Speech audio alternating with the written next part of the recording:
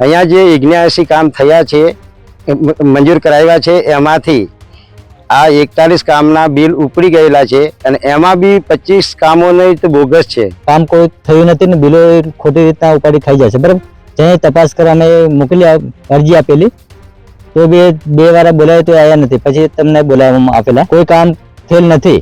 79 કામના અનુસંધાન ભ્રષ્ટાચાર બાબતે અમે અરજી કરેલી હતી, પણ મહિના સુધી એની કોઈ તપાસ ન થતા અમે 18 માર્ચના રોજ અમે ગાંધીનગર વિકાસ કમિશનરમાં બી અરજી આપેલી છે સર. અને એના પછી પણ કઈ તપાસ ન થતા વારંવાર રજૂઆત કરતા અમે અત્યારે માંગ કરીએ કે અમારે આ કામનું જે કંઈ કર્યું હોય કૌભાંડ એ અમારે બહાર આવવું જોઈએ. જ્યારથી દાહોદ મનરેગા કૌભાંડ સામે આવ્યું છે ત્યારથી અનેક સવાલો, અનેક નામો અને અનેક બીજા અન્ય કૌભાંડો સતત ફુગ્ગાઓની જેમ ફૂટી રહ્યા છે.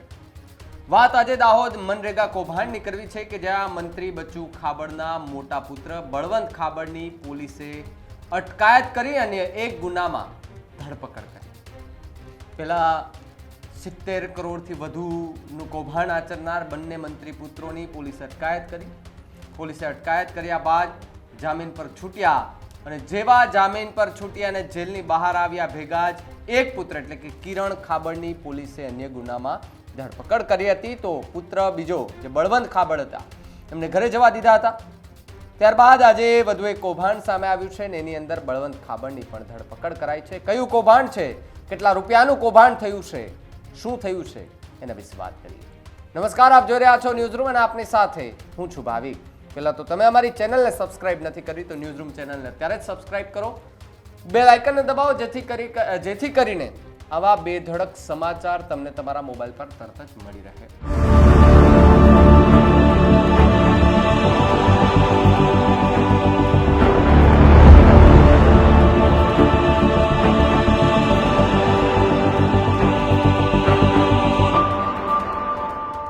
મંત્રી બચ્ચુ ખાબડના બંને પુત્ર બળવંત ખાબડ અને કિરણ ખાબડના અગાઉ ધરપકડ બાદ ચીફ કોર્ટ દ્વારા જામીન અપાયા હતા. જામીન ઉપર છૂટ્યા બાદ લવારિયા ગામે થયેલા મનરેગા કૌભાંડમાં નાના પુત્ર કિરણ ખાબડની પોલીસે ગઈકાલે ધરપકડ કરી. ત્યારબાદ આજરોજ ડીઆરડી દ્વારા ભાણપુર ખાતે મનરેગામાં 33 લાખના કૌભાંડમાં ગુના દાખલ કરાતા બળવંત ખાબડની પોલીસે ધરપકડ કરી છે. પોલીસે અત્યારે બળવંત જે ખાબડ છે એ બળવંત ખાબડની ધરપકડ કરી અને એમની સામે કડકમાં કડક કાયદેસરની કાર્યવાહી અને તપાસ ચાલુ છે. ત્યારે મંત્રીના બંને પુત્રો ફરી એકવાર પોલીસ કસ્ટડીમાં જોવા મળી રહ્યા છે. ત્યારે દાહોદ મનરેગા કૌભાંડ કે જેને લઈને અનેક ચર્ચાઓ થઈ અને મંત્રી બચ્ચુ ખાબડ કે જેની મુશ્કેલીઓમાં ખૂબ વધારો આવ્યો. હવે મંત્રી બચ્ચુ ખાબડે રાજીનામું આપી દેવું જોઈએ, કારણ કે ભારતીય જનતા પાર્ટી કોઈ જાતના આ પ્રતિક્રિયાઓ પર નિવેદન આપવા તૈયાર નથી. મંત્રી બચ્ચુ ખાબડ એ શું એને નહીં ખબર હોય કે એના બે પુત્રો આવી રીતે આવા ધંધાઓ કરતા હશે, કરોડોના કૌભાંડો કરતા હશે, સરકાર સાથે ચીટિંગ કરતા હશે, ગરીબ મધ્યમ પરિવાર સાથે ચીટિંગ કરતા હશે. સોનાના ચેન પહેરો છો તો એ કયા પૈસાના? કૌભાંડના જ પૈસાના હોય ને ભાઈ. તો બીજી તરફ મંત્રી બચ્ચુ ખાબડના મોટા પુત્ર છે બળવંત ખાબડ, એની પોલીસે અટકાયત કરી લીધી છે. ફરી એકવાર બંને પુત્રો જેલની અંદર ધકેલાઈ ગયા છે. પણ લવારિયા ગામના લોકો શું કહી રહ્યા છે આ ઘટનાને લઈને, આવો સાંભળીએ. બારિયા કાળુભાઈ વજાભાઈ છે. હું પટેલ ફળિયા લવારિયાનો રહેવાસી છું.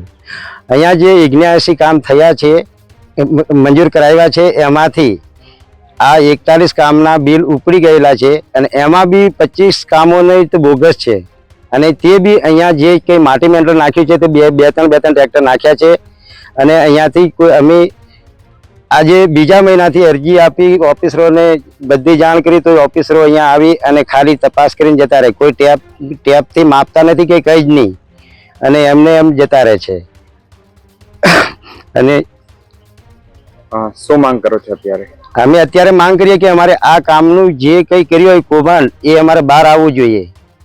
અને એ કંઈ જે રૂપિયા ઉપાડ્યા છે એ પાછા સરકારની તિજોરીમાંથી ઉપાડ્યા કે ચોરી કરી કહેવાય. કામ નહીં થયું એટલે ચોરી જ કરી કહેવાય. એટલે અમારે એ પૈસા પાછા ભરાવવું જોઈએ. અને જે કંઈ એ કર્યું એના એ ભાઈ છે એ પંકજભાઈ નરોદભાઈ બારિયા, એ છે 2.5 વર્ષ ઉપરમુખ બી રહી ચૂક્યા છે, એમણે કરી છે. એટલે એમના નામની આ ડીડીઓમાં બી ગયા તોય પણ આજ સુધી એમની એફઆર બી નથી થઈ. અને કોઈ તપાસ બી નથી આવી કે કઈ જ નહીં. માપસિંહ ગામ લવારિયા અરજી જે અમે કરી હતી અમારા ગામની અંદર જે કામ થયેલા છે કામ કોઈ થયું નથી ને બિલો ખોટી રીતના ઉપાડી ખાઈ જાય છે બરાબર. જ્યાં તપાસ કરવા અમે મોકલી અરજી આપેલી તો બે વાર બોલાય તો આવ્યા નથી. પછી તમને બોલાવવામાં આપેલા કોઈ કામ થયેલ નથી અને 2 દાડાથી અમને કામ એ લોકો ચાલુ કર્યું છે. 2 દાડા થયા. આજે અમે અરજી આપી ત્યાં પછી શું એ લોકો કામ ચાલુ કર્યું બરાબર. પેલા બિલો એ લોકો ઉપડી ખાઈ ગયા. આ જે બ્લોક છે એનું શું છે? બ્લોક અમારા ગામમાં લવારિયા ગામની અંદર દેવ મંદિરના 85 બ્રાસ બ્લોક બોલે છે. અહીંયા 2 બ્રાસ બી નહીં. અંદાજે કેટલા રૂપિયાનું કૌભાંડ હોય એવું લાગે? 3.5 લાખનું કૌભાંડ છે અહીંયામાં. 3.5 લાખનું બિલ છે અહીંયા.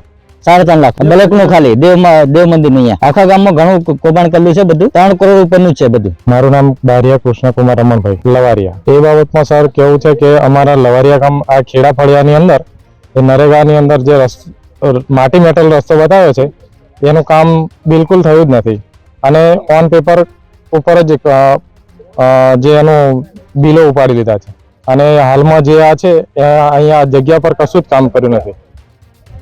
ગામમાં બીજા કામોનું કેવું છે? ગામમાં મોટા ભાગના કામો બધા એવું જ છે, કશું જ નથી. કોઈ સ્થળ પર કોઈ કાર્યવાહી કશું જ કામ કર્યું નથી. ચેક ડેમમાં છે, પછી સીસી રોડમાં છે, પછી માટી મેટલ કશું જ નથી. આ ખેડા ફળિયામાં આખું નિશાળ ફળિયાથી માંડીને ખેડા ફળિયા સુધી બધું કશું જ કામ કર્યું નથી. શું નામ છે તમારું? ચૌહાણ પ્રદીપસિંહ. શું છે તમારા ગામમાં મનરેગા યોજના હેઠળ કૌભાંડ થયું છે એવું તમે રજૂઆત કરો છો, એ બાબતે શું કહેવા માંગો છો? આમાં સાહેબ એવું છે કે અમારે છે ને ત્યાં નિશાળનો રસ્તો ખરો ને એ નિશાળનો રસ્તો જ નથી બોલતો. ત્યાં છે જ નહીં રસ્તો. લિસ્ટમાં બોલે છે? હા, લિસ્ટમાં બોલે ને સાહેબ. પથ્થર હતા નિશાળમાં અંદર એ નથી, મંદિરના અંદર કશું નથી. તો બધું કૌભાંડ જ કર્યું છે. અંદાજે કેટલા રૂપિયાનું કૌભાંડ? સાહેબ અહીંયા જો ને અંદાજે તમને કહું 20-25 લાખનું તો અમારે જ થયું હશે. આખા ગામનું? ના, આખા ગામનું તો વધારે સાહેબ, 3 કરોડ ઉપર હશે. તો કોઈ કામ નથી થયું. ચેકડમ કર્યું, ચેકડમ કૌભાંડ થયા પછી ચેક કરવાયા, એની પછી બંધ કરી દીધું. આપણા ખેતરમાં હતું એ બંધ કરી દીધું. જી બોલો. હાજી સર, અમે 20 ફેબ્રુઆરી અમે તાલુકામાં ડીડીઓ સાહેબમાં અને લોકપાલમાં 3 જગ્યાએ અરજી કરી હતી અને પછી જે 79 કામના અનુસંધાન ભ્રષ્ટાચાર બાબતે અમે અરજી કરેલી હતી, પણ મહિના સુધી એની કોઈ તપાસ ન થતા અમે 18 માર્ચના રોજ અમે ગાંધીનગર વિકાસ કમિશનરમાં બી અરજી આપેલી છે સર. અને એના પછી પણ કઈ તપાસ ન થતા વારંવાર રજૂઆત કરતા એટલે પછી લોકપાલ સાહેબ અહીંયા સ્થળ ઉપર આવી અને આંટો મારી અને જતા રહ્યા. અને ગયા પછી 15 દિવસ પછી પાછા લીમખેડા ટીમ તપાસમાં આવી અને અમારા મોબાઈલ નંબર લીધા, નામ લીધા અને એક વખત ફોટો પાડી, અમારો જ ફોટો પાડી અને પછી પાછા જતા રહ્યા. અને એના પછી લગભગ 3 મહિના પછી અમે પાછા ડીડીઓ સાહેબને રૂબરૂ મળી અને આ વાતની બધી જાણ કરી અને ટોટલી લેખિતમાં અરજી આપી છતાં પણ કોઈ કાર્યવાહી થઈ નથી. પછી અમે 26 તારીખે ફરીથી અમે ડીડીઓ સાહેબ પાસે ગયા. ડીડીઓ સાહેબ પાસે આરટીઆઈ માટે અરજી કરી અને પછી રૂબરૂ મુલાકાત કરતા એમને એવું જણાવેલ કે ભ્રષ્ટાચાર થયો છે લવારિયામાં, પણ આની એક્શન લેવામાં થોડો ટાઈમ લાગશે એમ કહેતા પછી અમે વારંવાર રજૂઆત કરતા ડીડીઓ સાહેબે બારિયા તાલુકા ઓફિસમાંથી 2 જણને સસ્પેન્ડ કરેલ છે એવું જાણ્યું. અને જે 41 કામના પૈસા ઉપડી ગયેલા છે, 41 કામના પૈસા ઉપડી ગયા છે, એમાંથી સ્થળ ઉપર 25 કામ તો બિલકુલ નથી સ્થળ ઉપર. અને જે બાકીના થોડા ઘણા કામ થયેલા છે એ એસ્ટિમેટ મુજબ આરસીસી છે 300 મીટર હોવી જોઈએ, એની જગ્યાએ 80 મીટર કાં તો 90 મીટર એટલી સ્થળ ઉપર જોવા મળે છે. અને અમને ઓફિશિયલી કઈ માહિતી નથી, પણ અમે પેપર કટિંગ વાંચ્યું ત્યારે અમને ખબર પડી કે 2 અધિકારીઓને જેને સસ્પેન્ડ કર્યા છે એમને 18 લાખ ને 41,000 રૂપિયાનો રિકવરી માંગી છે. પણ સ્થળ ઉપર કોઈ બી અધિકારી આવી અને ટેપ વગર માપ્યું નથી કે કઈ જ નથી. અને મતલબમાં જે તપાસ ટીમ આવી છે એને ખુદ પોતે આ જે 79 કામ છે એ સ્થળ ઉપર ગયા જ નથી. હજુ ખાલી આવીને 2 જગ્યાએ જોઈ અને ખાલી નજર મારી અને તો પછી આ એસ્ટિમેટ જે રિકવરીનું જે રિકવરી માટે જે આ ડીડીઓ સાહેબે જે હુકમ કર્યો છે એ તદ્દન ખોટો છે સાહેબ, એ તદ્દન ખોટો છે. અને આજે જે અધિકારીઓને 18.41 રૂપિયાનો જે દંડ આપ્યો છે એ તદ્દન ખોટો હોવાથી અને જે માણસે જેને કૌભાંડ કર્યું આચર્યું છે એ માણસનું તો હજુ કઈ નામ નિશાન નથી કે કશું જ નથી. અને જે માણસે જે આ કામ કરાયું છે, જે આ લવારિયા ગ્રામ પંચાયતમાં જે બધું નરેગાનું કામ કરાયું છે એ માણસ તાલુકા પંચાયત છે અને તાલુકા પંચાયતનો ઉપપ્રમુખ રહી ચૂક્યો છે. અને એની સાંભળ્યા ને તમે જોયું ને, લોકોમાં રોષ ફાટી નીકળ્યો છે. મંત્રી બચ્ચુ ખાબડના બંને પુત્ર બળવંત ખાબડ અને કિરણ ખાબડના અગાઉ ધરપકડ બાદ ચીફ કોર્ટ દ્વારા એમને જામીન અપાઈ ગયા. જામીન આપ્યા બાદ બંને બહાર પણ આવ્યા, પણ બહાર આવતાની સાથે જ એક પુત્ર એટલે કે એક પુત્રની ધરપકડ થઈ, કિરણની ધરપકડ થઈ એટલે સ્વાભાવિકપણે બંને બહાર છૂટવાના હતા જામીન પર. એટલે કદાચ મંત્રી બચ્ચુ ખાબડ એ વિજય સરઘસની તૈયારી કદાચ કરતા હતા કે આપણા દીકરાઓ યુદ્ધ જીતીને આવી રહ્યા છે. કયું યુદ્ધ? ભ્રષ્ટાચારનું. ભ્રષ્ટાચાર કરેલું યુદ્ધ. પૈસા ક્યાંથી આવ્યા, કઈ રીતે કૌભાંડ કર્યું તે મંત્રીને ખબર, મંત્રી પુત્રોને ખબર. પણ જામીન ઉપર છૂટ્યા ને જેવા જેલની બહાર આવ્યા તો એક પુત્રની ધરપકડ થઈ. તો બીજી તરફ ચર્ચાઓ એ હતી કે બળવંત ખાબડની હજી પણ જો તપાસ થાય તો ઘણું બધું સામે આવે ને ત્યારબાદ તપાસ થઈ. તપાસ થતાં જ અનેક ચર્ચાઓ થઈ અને ડીઆરડી દ્વારા ભાણપુર ખાતે મનરેગામાં 33 લાખના કૌભાંડના ગુનો દાખલ થયો, 33 લાખનો.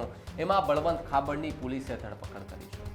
મંત્રીના બંને પુત્રો અત્યારે પોલીસ કસ્ટડીમાં છે અને પોલીસ કસ્ટડીમાં હોવાના કારણે મંત્રી બચ્ચુ ખાબડની મુશ્કેલીમાં પણ વધારો થયો છે. જોકે મોઢું બતાવવાને લાયક તો નથી જ રહ્યા, કારણ કે સચિવાલયમાં નથી દેખાતા, પોતાની કેબિનમાં નથી દેખાતા, જાહેર જીવનમાં ક્યાંય નથી દેખાતા. બસ એકવાર પ્રતિક્રિયા આપી અને પોતાના દીકરાઓનો બચાવ કર્યો.